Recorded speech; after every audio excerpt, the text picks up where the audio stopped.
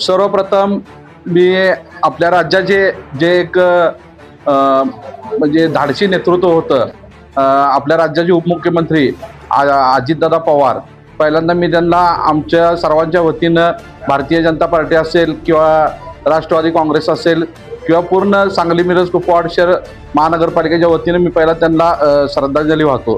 त्याचबरोबर ज्यावेळी आता इलेक्शन झाल्यानंतर आमचे 39 सदस्य महापालिकेत निवडून आले, तसंच आपले राष्ट्रवादीचे 16 सदस्य, असं राज्यात युती असल्यामुळं महापालिकेत पण आमच्या नेते मंडळांनी निर्णय घेतला की युती करायचं. आता आमच्या दोघांचे मिळून 55 टोटल नगरसेवक आहेत.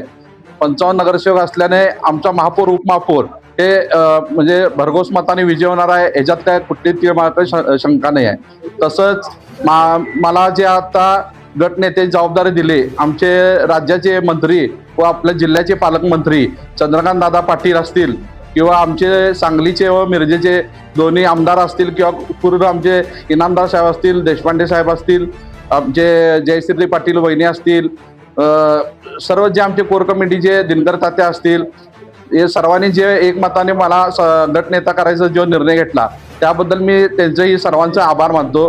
आणि आता मी असेल, धीरज सरोजे असतील, मखदूम साहेब असतील, एक दोन्ही पक्षानं एक यंग म्हणजे यंग जनरेशनला हे करायचा निर्णय घेतला.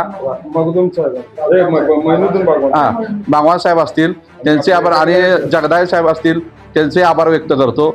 आणि मी गटनेते किंवा सभागृह नेत्यांना मी एकच आवाहन करतो की नगरसेवक असतील, प्रशासन असेल, आपण नगरसेवक प्रशासन एका दिलाने व्यवस्थित काम करू, म्हणजे सांगली मिरज कुपवाड शहराचा विकास व्यवस्थितपणे होईल, ह्या दिशेने आपण वाटचाल करू. एवढंच मी बोलतो आणि थांबतो.